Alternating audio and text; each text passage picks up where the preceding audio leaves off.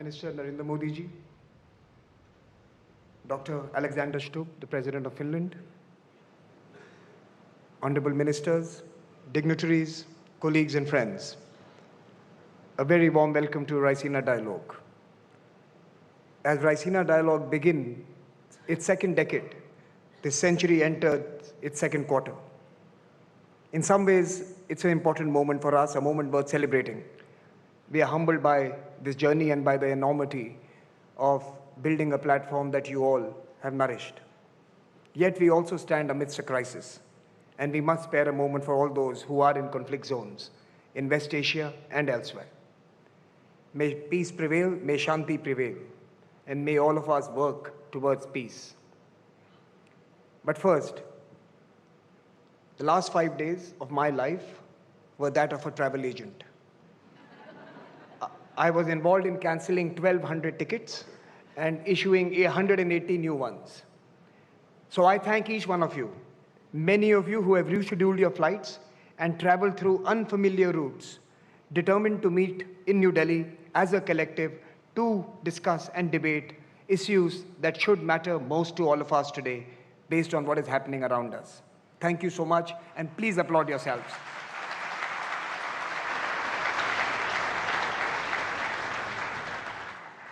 Every year that we have met, the debates that confront us have expanded and taken new forms.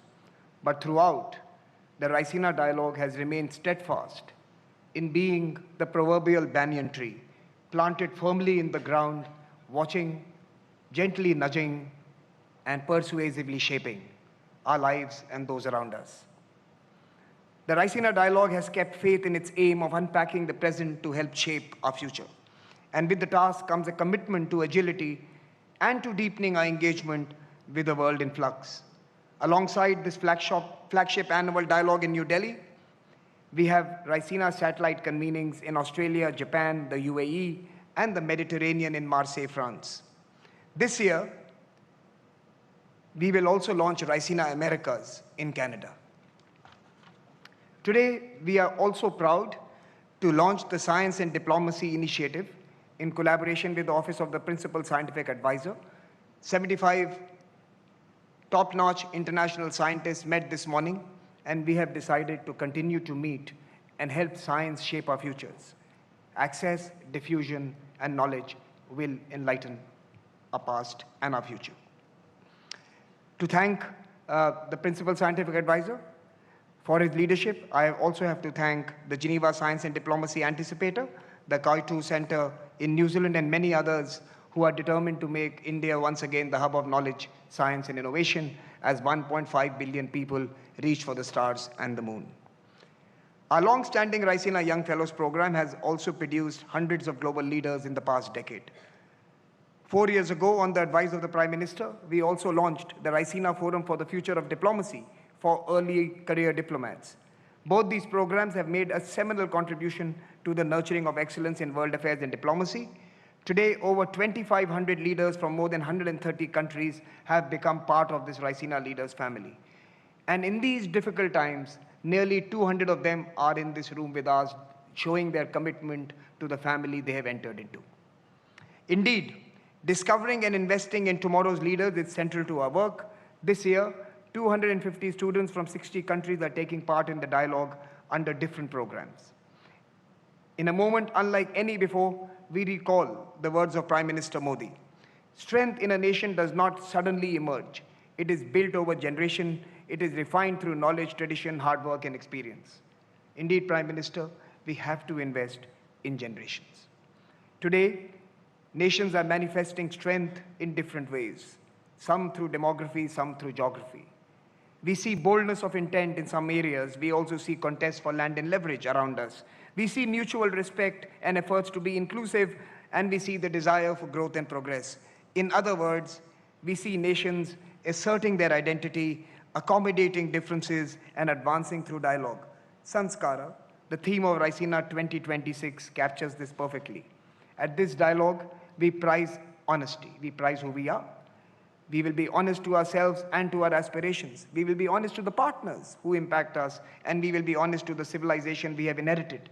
This is Sanskara. At this dialogue, we prize our principles while searching for what is possible. Together, we will acknowledge the differences between us and create a path forward that may not be perfect, but will be framed by what our chief guest, the Finnish President Alexander Stubb, articulates as value-based realism. That is also Sanskara, Mr. President. Our goal is to find shared priorities and a common purpose. We will not linger over a damaged world order. Indeed, we will rebuild, repair, and embellish it anew. This has never been more difficult, and yet the stakes have never been higher. And in a sense, this is the responsibility of Sanskara. We must recenter the world to its most pressing aspiration, development. Global shocks, debt crisis, wars and conflict, and financing fatigue have forced on us the cold reality that with less than 5 years remaining to 2030, the SDGs may not be achieved. What will take all of us to prioritize development as a policy? Who will decide the next development goals when these remain unmet, and what will they be like? The Raisina dialogue this year will focus on this crucial aspect of global governance because that is indeed Sanskara. In 2026, ORF is pleased to initiate a high-level empowered board on green transition under the chairmanship of Mr. N.K. Singh, who's with us today. This will be supported by the Secretariat, and the board will guide and accelerate our journey towards a planet-friendly growth and sustainability model. This is the moment that the states must advance on climate and must demand accountability. At this dialogue, we will examine how the cost of delay can indeed be turned into a call for action. During the AI Impact Summit, the world gathered in New Delhi and saw the future of technology, where code defines identity, data drives geopolitics, and AI is shaping the wealth of nations. Algorithms become power. We are delighted to announce a new initiative this year, the Raisina Global Innovation Square. Here, we will seek to build AI for India and AI for the world out of India. We will ask how technology will shape civilizations, and more importantly, how civilizations must shape technology. Finally, the map of global commerce is being redrawn. From the dance of creation and destruction, innovation is born. It's born not in ease, but in effort, not despite adversity, but because of it. This dialogue will examine the new geoeconomics where policy, politics, and polycrisis are shaping a new arrangement. This is the broad canvas of Raisina Dialogue 2026. And as always, its conversations will remind us that change must begin with ourselves. I welcome you once again to the dialogue and to the Raisina family. Let us, with our eyes and hearts wide open, debate, disagree, contemplate, and co-create. Thank you very much for joining us this year in New Delhi, ladies and gentlemen, and indeed, we are grateful that you have made this journey. Without further ado, let me invite Mr. Sanjay Joshi, Chairman of ORF, to introduce the theme and our speaker this evening. Mr. Sanjay Joshi, may I invite you on stage?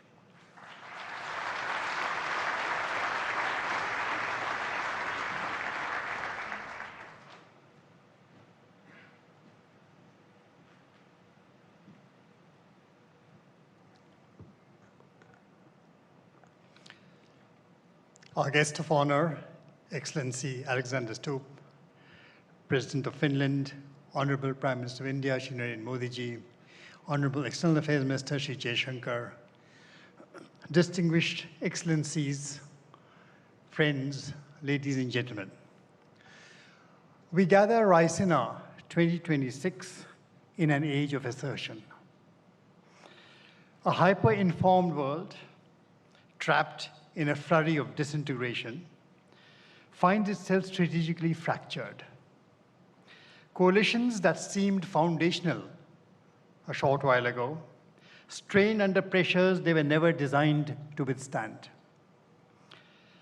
An era of pure assertion where an intelligent species, driven, it seems, not by vision, not by strategy, seems goaded by primitive stimulus response mechanisms, action and reaction, erupting from a collective unconscious, deeply mired in grievances inherited from the past. Last Raisina, if you remember, 2025, we had assembled to discuss Kal Chakra, the cycle of time, reminding ourselves that transitions in the world order are never straightforward, never linear, but must be negotiated through contests, through differences between opposites. Each condition, every reality is conditioned by its opposite. Within this dance of opposites, civilizations, through centuries, like rivers, have flowed through cycles of integration and disintegration. Today, as we open the 11th edition of the Raisina Dialogue, we find ourselves in a moment of disintegration. When the question that haunts everyone is, why does an intelligent species, why do strong nations make choices that seem so clearly self-destructive? The answer to this question, the one that explains the turmoil not just in West Asia, but across so much of the turbulence from the Americas to the Indo-Pacific, the answer to this lies within the Indian intellectual tradition of sanskar. Sanskar is not something to be easily trivialized in an Instagram reel as a piece of cultural memorabilia. It is not just a rite of passage. It is not the sacred thread wound around the torso. In fact, to wear sanskar as a badge of identity is to trivialize it. Sanskar runs far deeper. It is the code that runs a civilization. But it is not a static code. It is not a piece of DNA, a strand of DNA frozen in amber. The purpose of sanskar is never to make us prisoners of the groove, endlessly repeating the same rutted patterns of behavior. The purpose is to let the groove guide the water to the field, to irrigate it, to enliven it. That is sanskar. For a groove that traps water turns any field into a swamp in no short time. A groove that irrigates creates life. A nation primed for assertion becomes a prisoner of the groove. It operates out of a wounded sense of self-worth with the force of historical memory. It escalates because its historical scars compel it to escalate. And it withdraws only when fresh wounds force it to withdraw. Caught in a web of imagined power, addicted to its own narrative, it's a prisoner of primordial, primitive stimulus response dressed up in the language of tactics. The true etymological power of sanskar actually lies in samatva, balance.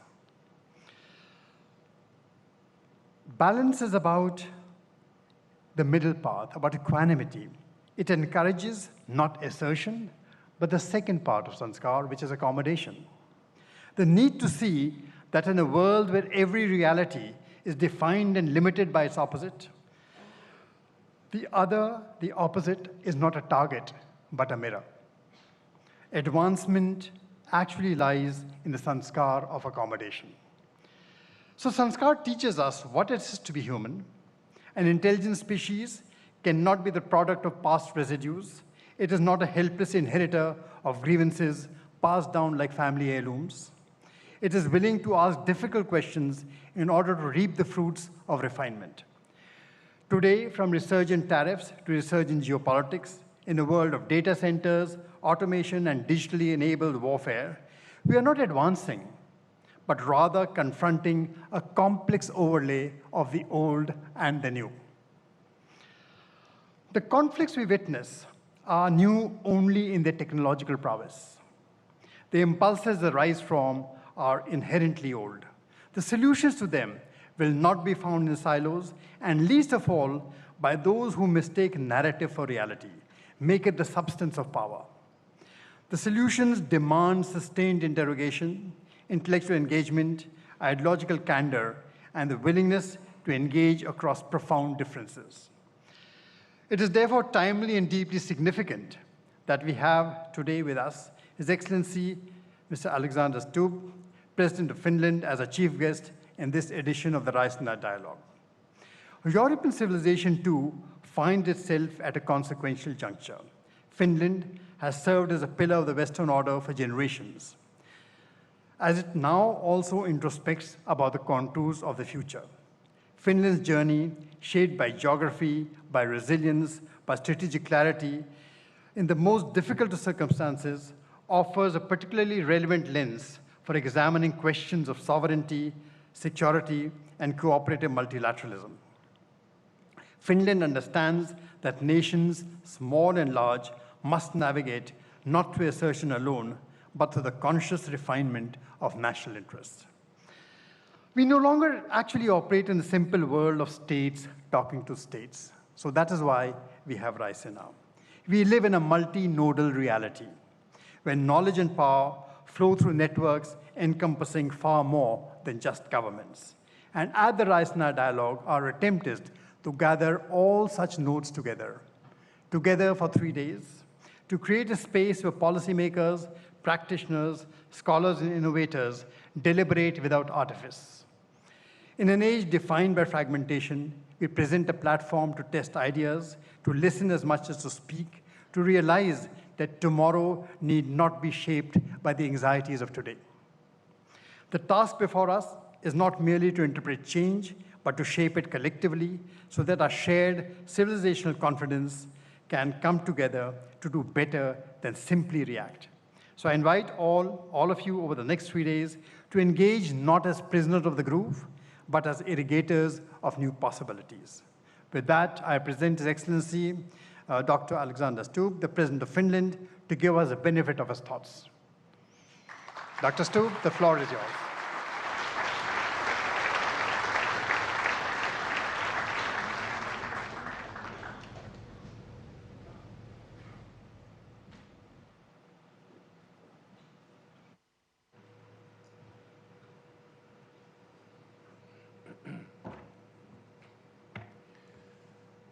Mr. Prime Minister, Ministers, Excellencies, ladies and gentlemen. It's a great honor to be here today inaugurating the Raisina dialogue. It's also a great honor for me as the President of Finland to have spent the better part of 3 hours in the presence of the Prime Minister of India, Narendra Modi, today.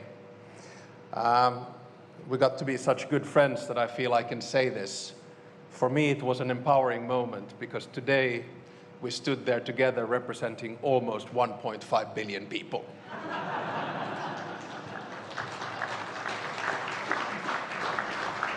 And I'm sorry the speech is going to go only downhill from here.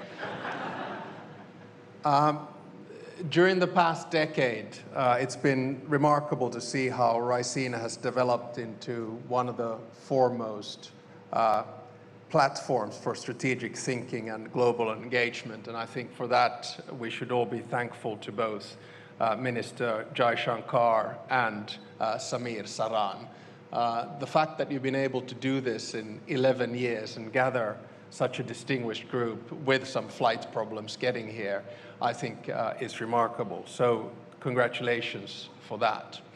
Let me take some 20 minutes of your time and begin by the following. I think we human beings make 3 mistakes.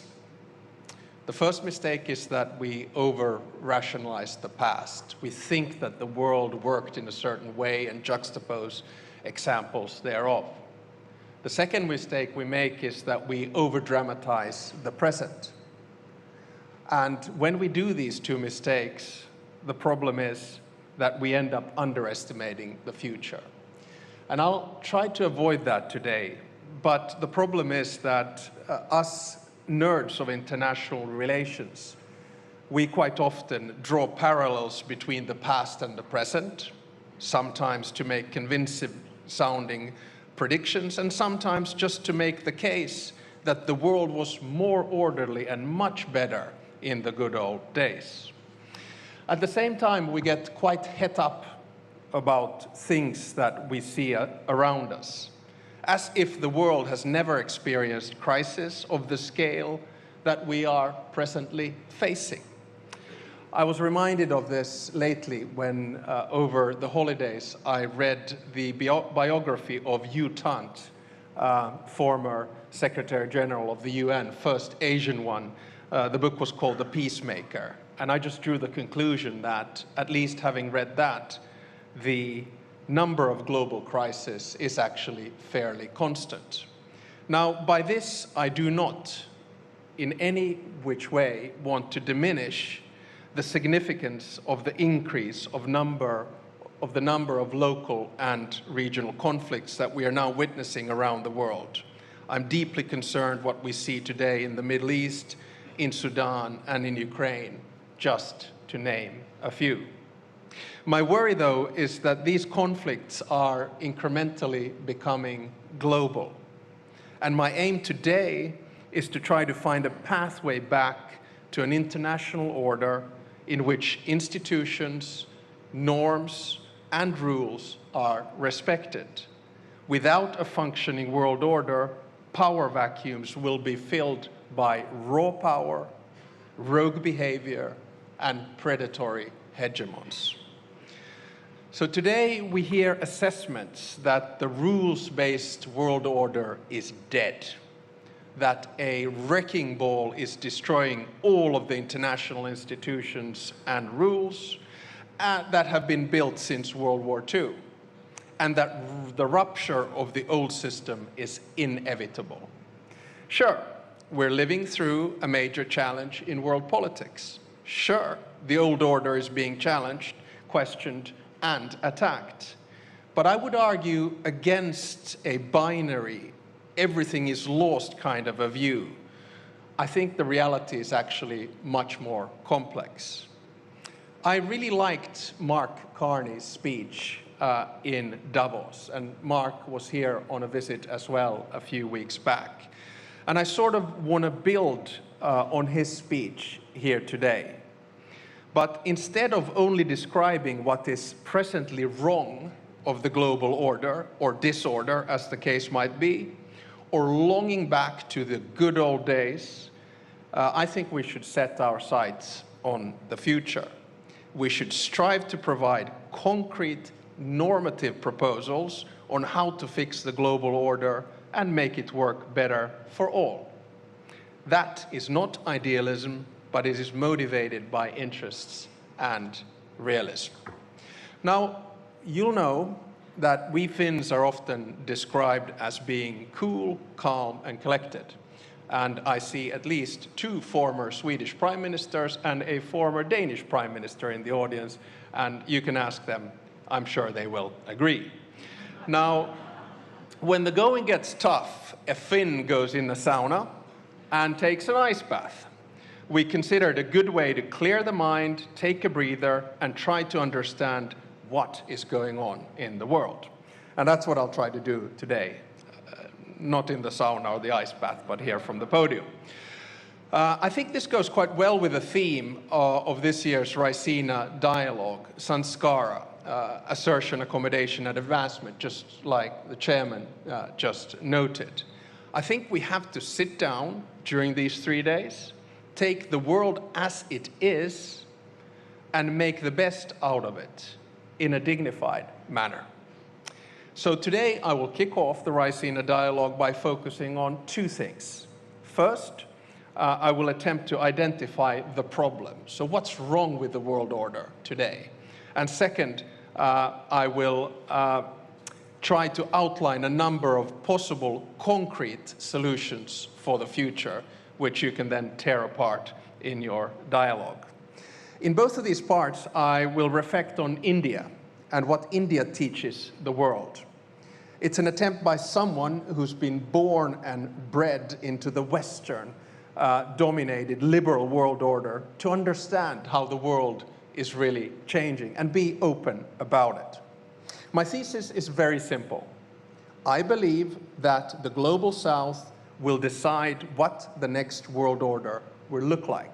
And India, as a major power, will be a major, or if not the force in deciding whether the world will tilt towards conflictual multipolarity characterized by deals, transactions, and spheres of interest, or whether the world will tilt towards a new cooperative, fair, and representative multilateral world order based on international institutions, rules, and norms. The policy choices that India and other key powers make truly matter in this time of transition. They will set the direction of the future. Let me begin by stating the obvious. The world is changing, much like it did after World War I, World War II, and the Cold War. It'll take a few days to settle, but only two things are sure. One, there are more players who have agency than they were after World War I or World War II, or indeed the Cold War. And number two, the starting point for a new settlement is different from 1918, 1945, and 1989. The global power balance has shifted. The global south has both demography and economy on its side. I mean, here we are in a country which is portraying growth rates of 7%, probably projecting all the way to 2047. And at the same time, it's the biggest democracy in the world. But my argument is that the era of a Western-dominated world is over. That's the disruption. This is obvious, but it will take some time to sink in across the West.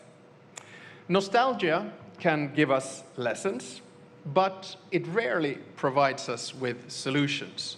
So I think that a good starting point to any analysis is to deal with the world as it is, not with a world that we would wish it to be.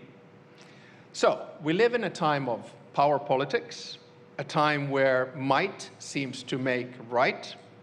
Violence has once again become a go-to foreign policy tool used around the world with very little restraint.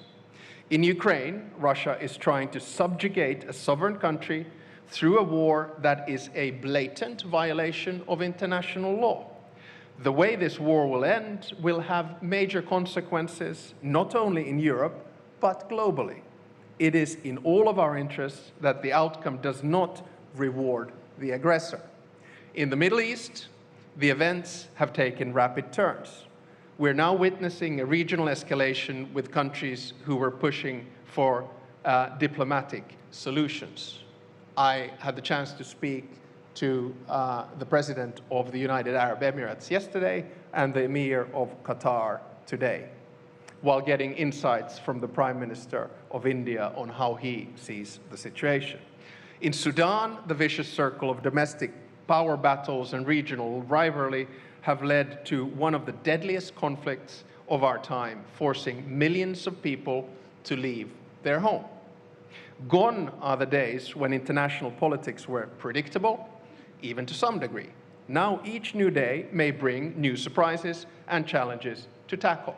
This is, of course, interesting for us who deal with international relations, but in terms of global stability, it is an ongoing challenge. One of my favorite foreign ministers, Dr. Jaishankar, has remarked, and let me quote once again, "Europe has to grow out of the mindset that Europe's problems are the world's problems, but the world's problems are not Europe's problems." End of quote. See, this is what you get. You give speeches and you quote someone else and immediately everyone applauds. I wholeheartedly agree with you, Dr. Jaishankar. What we need to recognize is that all the three examples that I mentioned, Ukraine, Middle East, and Sudan, and many other wars and conflicts, are all of our problems. We need to work together to solve them. We can see the effects of Russia's war of aggression in Ukraine on fertilizers, on oil prices. The same thing we're now seeing, of course, with the ongoing conflict in the Middle East. Now, does all of this mean that the liberal world order, the one we created after World War II, is dead? No, it doesn't. The fact that the rules are broken does not make the whole system null and void, any more than someone getting caught for speeding makes speeding limits irrelevant. If we give up on international rules, the current world order would collapse. But we are far from that. Now, none of the previous world orders have been perfect. We should drop the illusion of a utopian order in which all 200 nation states of this world live in harmony, peace, and eternal love. Instead, we should try to figure out how best to contain power in an imperfect world. When I say we should drop the illusion of a perfect order, I should probably specify. I mean we in the West. To us, the change we're living through has come as somewhat of a shock. History didn't end as many expected in 1989. For decades, we got to enjoy relative peace and stability, functional global supply chains, and stable alliances.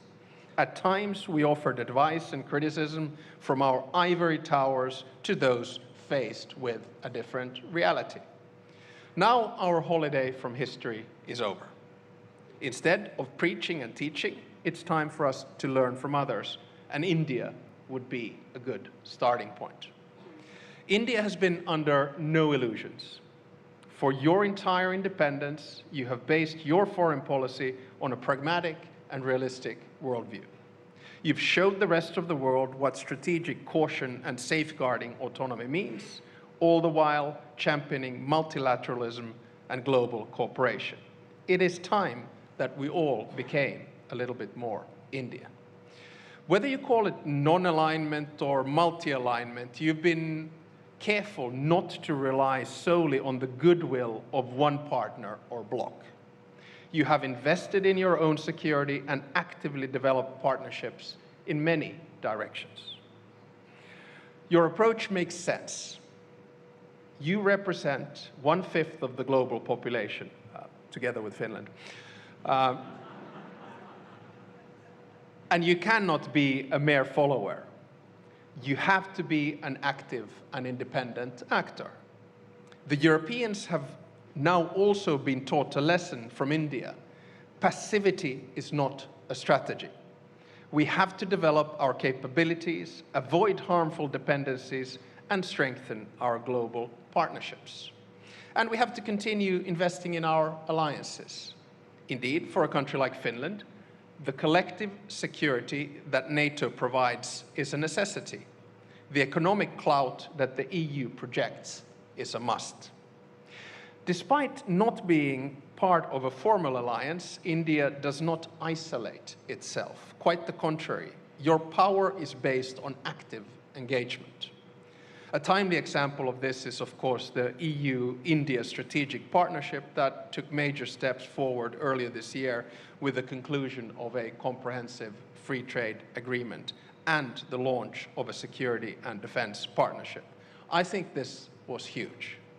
This agreement and the other major trade agreements signed by both India and the EU in the past year underline the fact that we still believe in multilateral cooperation and the benefit that it brings.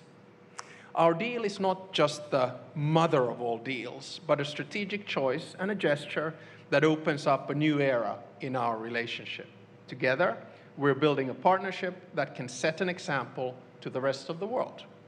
A partnership that is built on mutual respect and common interest and serves to strengthen the multilateral system, not to undermine it.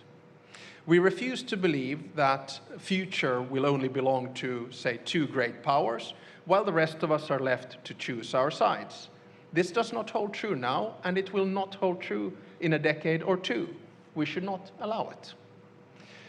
So, let me then move on to my second part. So, a few concrete suggestions on how we can begin shaping the new world order. Some of the proposals are of substance and others are of process. India and Finland, we might be geographically different, but we understand what it means when power goes unchecked. We have both gone through difficult periods in history and fought for our democracy, equality, and sovereignty. We don't want to see these values forgotten. Finland's foreign policy is based on what Samir Saran noted earlier, values-based realism. We stand by our values that we consider important and central to us. democracy, equality, justice, human rights, and freedom, just to name a few. At the same time, we are ready to engage in a dialogue and cooperation with countries that do not necessarily share our values. The aim is to find a balance between values and interests in a way that prioritizes principles but recognizes the limits of power and respect the reality of the world's diverse cultures and histories. You cannot solve the world's big problems, such as conflicts, technology, energy, or climate change, just alone. In many ways, India has been applying values-based realism for far longer than we have. Thousands of years ago, Kautilya's Artha Shastra recognized that the international system is competitive and interest-driven. It called for a pragmatic and realistic approach to statecraft. At the same time, the ruler's ultimate duty was to values and ethics guided by the concept of dharma. This marriage of interests, values, and principles is evident in how India works as a constructive founding member of the UN and one of the biggest contributors to global peacekeeping operations. Defending multilateralism is in your DNA. How then do we apply values-based realism in the multilateral system?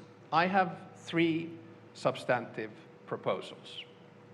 Proposal number one, we need to improve representation. International institutions must not be one more tool of power for the powerful. Currently, their power structures reflect a world as it was, not as it is. The voices of the global south must be heard much louder than today. The obvious place to start is the UN Security Council. I have proposed 2 permanent seats for Asia, 2 for Africa, and 1 for Latin America. And let me be clear, India should have a permanent seat in the UN Security Council.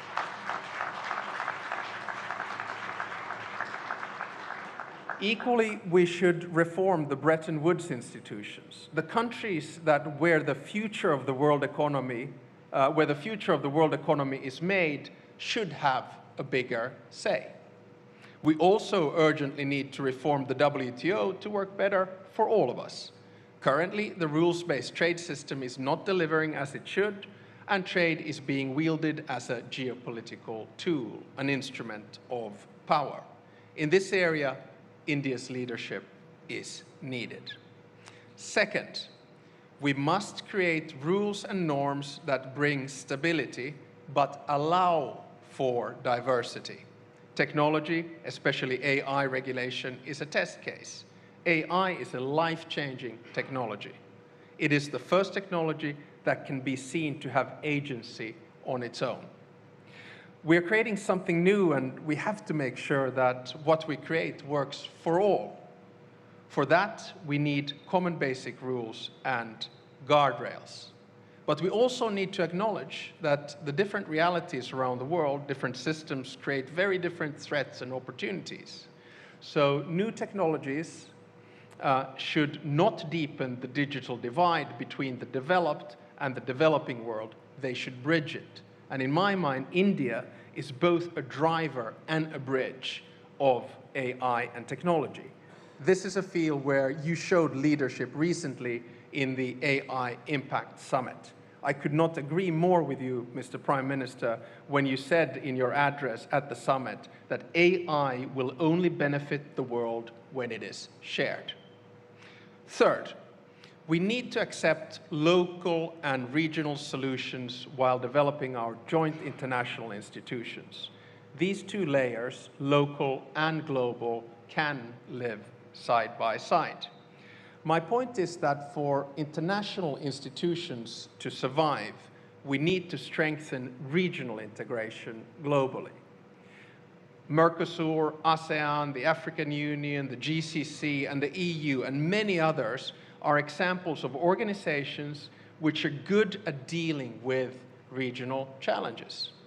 Regional organizations are at their best when they support the multilateral system and amplify the voices of their members in the international arena. I add that victims of war cannot wait for perfect institutions. We have to push for solutions in an imperfect world. Global phenomena such as climate change, migration, have local impacts. They require solutions. Overall, we need to approach that foreign policy in what I call dignified foreign policy. We have to create an atmosphere of dialogue and engage with each other on an equal footing with respect. By reforming the multilateral system to better reflect the realities of today, we have a chance to save it. At the same time, we have to hold on to the core principles of the system as it was built. Those principles are enshrined in the UN Charter, prohibition of the use of force, and respect for sovereignty and international law. And this applies to each and every one of the 193 members of the United Nations. So to finish, let me make a procedural proposal on how to try to get things back on track. The foundations of the United Nations were built in San Francisco, much like the framework for our global financial system was built in Bretton Woods. I think what the world needs now is a new San Francisco moment. A moment where world leaders come together in the spirit of cooperation to think long and hard how to reform the international institutions that have served us since World War II. We need to rebalance the world order. We need to agree on the principles on which we can find common solutions to common problems. And if I may, my procedural proposal is that we should have a new Delhi moment. In other words, that India gathers world leaders here in Delhi and begins the process of looking what happens after wars. So in conclusion, it is in our interest to make the international system more inclusive and fairer while maintaining its core values and principles. The division of power is a political reality. Some have more, others less. How one uses power is a political choice. We can choose multipolar, opportunistic competition, or we can choose mutually beneficial, multilateral cooperation. Now, us Finns, we are known for 8 years running as the happiest people in the world. Although I have to say that one would not necessarily draw that conclusion from a Monday morning tram ride in Helsinki in November, but statistics tells us that we're happy. Now, Indians, on the contrary, are smiling people. And you're constantly topping one very important statistic, the one that measures optimism. Most Indians believe that tomorrow will be better than today. So let's combine Finnish happiness and Indian optimism in constructing a fairer and a more stable new world order. Together, we're stronger. Thank you very much.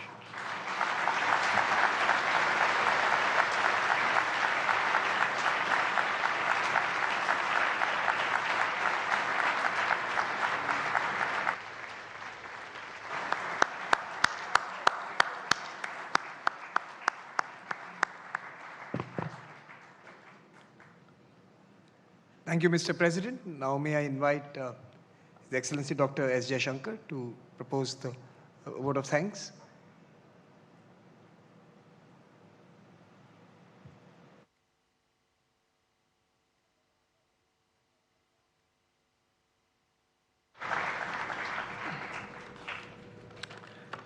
Namaskar, and a very good evening to all of you.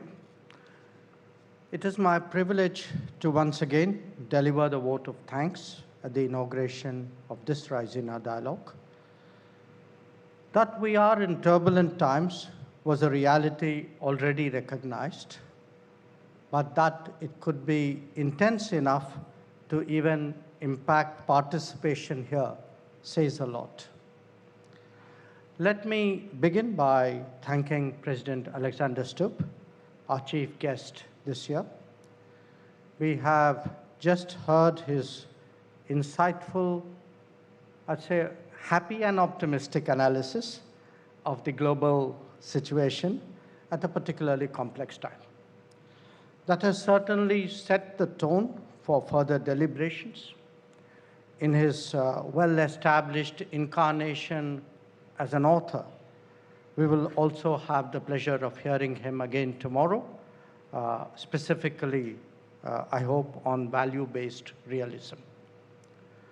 To Prime Minister Narendra Modi ji, I would like to say that your presence, as always, continues to serve as an inspiration. Events of the last year, including ongoing developments, only validates your belief that Indians must continue to develop a sharp global awareness and the world an equally relevant India awareness. And we must constantly update both. To the organizers of the dialogue, the speakers, the young fellows, and the attendees, you are what separates this event from all others. The openness, diversity, energy, and I would say even the atmosphere that characterizes Raisina is truly unique. Ladies and gentlemen, our discussions over the next few days will be about new capabilities, military, economic, energy, human resources, and above all, technology. AI particularly awaits us. It will also be about two new mindsets: the greater propensity to take risks, equally the growing resolve to de-risk and diversify. And three, it would be, not least, about habits and assumptions, where they still apply and where we need to get over them. With that in mind, let us collectively assert, accommodate, and advance. I wish you all a very, very productive dialogue, and thank you for joining us this evening.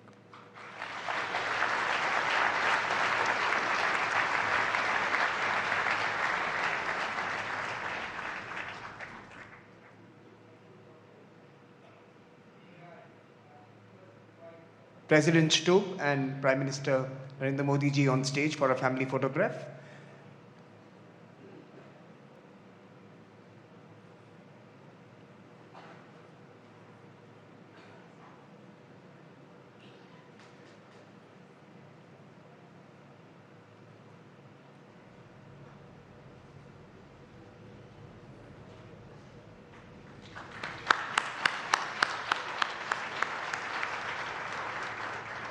The dignitaries will exit the room. May I request you all to remain seated as they leave the hall.